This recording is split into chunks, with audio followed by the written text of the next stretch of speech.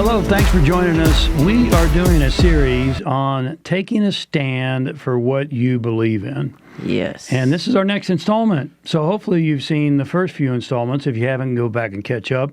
And what we want to talk about today is the question, do you know what you really want? Now, it seems like a simple question, and yet we work with people one-on-one quite frequently. And what's the big challenge when you ask your clients, Bersaba, if what they want? They come to you for a reason. Sure. And when they tell you what they want to create or what they want to do, what's the big challenge that you find? The big challenge I find is that they really don't know what they want. And that mostly has to do with the fact that they really don't know who they are. yeah, you answered my second question. And so it's true. You know, I want to create this or that, but the harsh reality is there's no way you can tell me or even tell yourself what you truly want unless and until you know who you are. Sure. And unfortunately, most people just don't. When you don't know who you are, you can't really know what you want, and hopefully that makes sense to you. Sure. Now, if you don't know who you are and what you want, then how can you even begin to take a stand for what you believe in, which is the focus of this series? Yeah. You know, what are you going to stand for? The hard reality is you can't take a stand because you don't know who you are and you don't know really what you want. The reality as well is that if you dive deep into what you think you want, what are you going to find, Bersaba, 9 times out of 10? That's not really what you want. It's been what you've been told that you should want. Exactly. Give us an example. For example, I want to be what's a big thing now? What are they called? Social media influencer. Influencer. There you go. Yeah. I want to be. Did I read your mind? Yes, you did. We do that. I want to be big on social media. For what purpose? I want to be a best-selling author. Why? Why do you want to do that? I want to make a lot of money.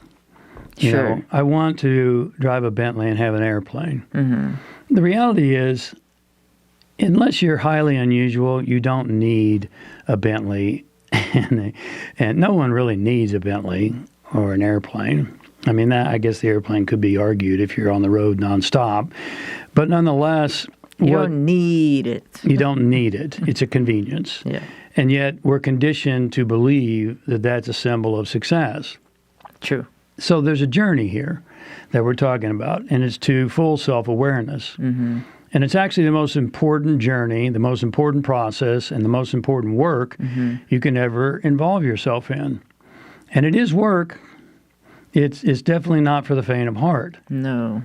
The world needs more leaders who are willing to take a stand for what they believe in today's world.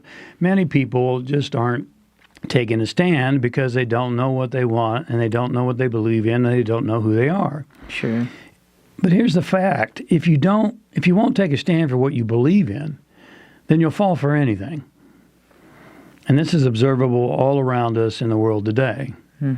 This is not news. It's not brand new. It's very ancient.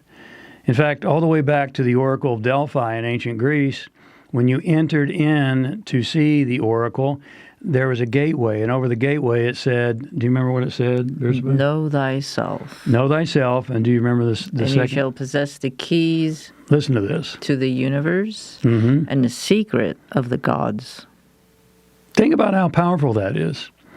Know yourself, and you shall possess the keys to the universe and the secrets of the gods. Pretty powerful implications. You might say, well, James and Bersaba, how is that? Well, that's an example.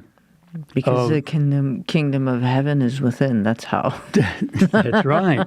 And the Christ told us that. Yeah. So, you know, why we can't be looking outward for the kingdom of heaven. It's also a great example of a Hermetic law called the law of correspondence. Most commonly known, the law of correspondence says what? As above, so below. As above, so below. As within, so without. Now, the work that we're advocating here is work to self-awareness. It's both deep and wide. Very deep.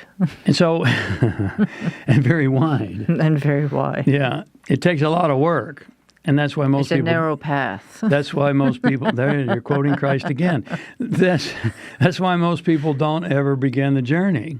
Yeah, it's hard work. But here are a few practical practices we'd like to give Sure. you that come from a variety of traditions, like the Toltec tradition, Hermetics, alchemy, Christianity, and many, many others, just to get you started on this journey. There's several questions you can ask yourself, which will help you understand who you are and what you want. The first question is, ask yourself continuously, why am I doing what I'm doing? Well, that's just what I do. No, dig deeper. Sure. Dig deeper. What's another great question? Why am I attracted to the things that I'm attracted to? Why do I want a Bentley and an airplane? Yeah. Well, I just want it. Do you really? Is this my behavior that I'm exhibiting right now, or did I adopt it from an outside source? Yeah. Parents, clergy, media, teachers, friends, Social media. social media, Social media. social media, Social media. social media. Did we get that point across? Here's a good one, too. Why does this particular issue trigger me? That's a big one. Yeah, it is a big one. I got triggered a little bit today, and Yes, he did. I had to dial it back. Why did it trigger me? Well, I got lost driving because my GPS was not functioning properly, and the reality is I'm responsible. Oh. I'm responsible. Yes, It's not my GPS's fault. I shouldn't be so weak and dependent upon Yes. a GPS. Let that be a lesson. Yes. Let's stop, what is it called, putting all of our trust in these technologies and electronics to get us to places and do things. That's right. And it's really easy for you to say because you're so great at directions, Versiva.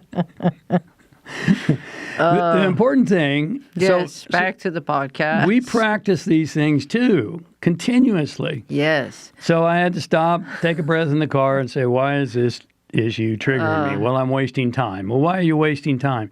Because I don't know how to find my way around without a GPS. Well, why do you know how to find your way around? Because I become dependent on an outside source or electronics. Yes, become lazy. I've become very mentally lazy. I don't even pay attention. I'm taking this opportunity I'm to have sure a this never discussion. happens to you.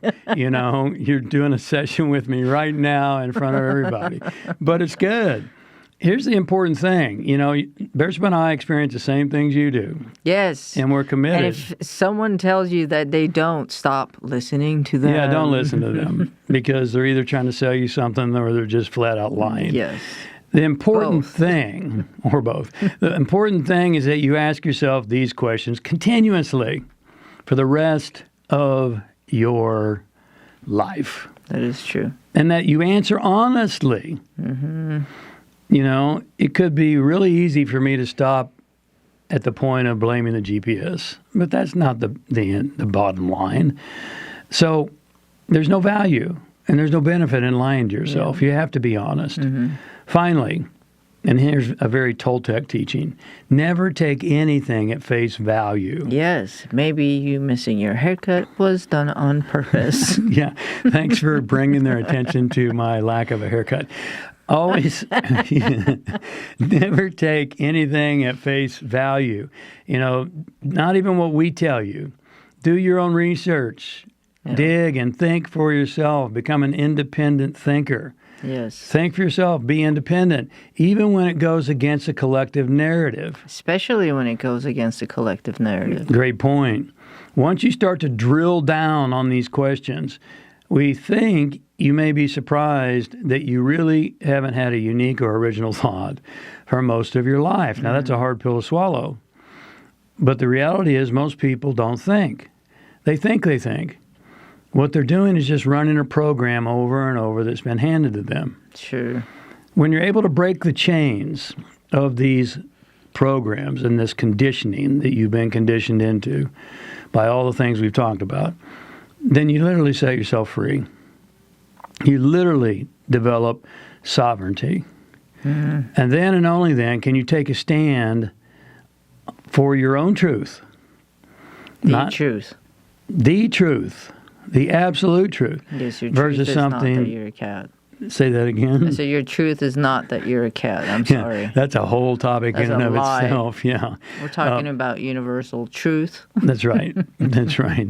God created two sexes, two Okay. genders. Yeah. Anyway, your own truth versus something you've been conditioned to believe. And when you do this, you literally set yourself free. You literally become a sovereign being. If you can't think for yourself, then you're still a slave. If Yeah. you can't feel what you choose to feel, then you're still a slave of external circumstances. Break the chains. Thank you so much for a couple of moments of your day and for listening to Our marriage counseling. our in the middle. marriage counseling in the Thank you middle for of a being podcast. here. God bless you. Lots of love. Bye. Bye.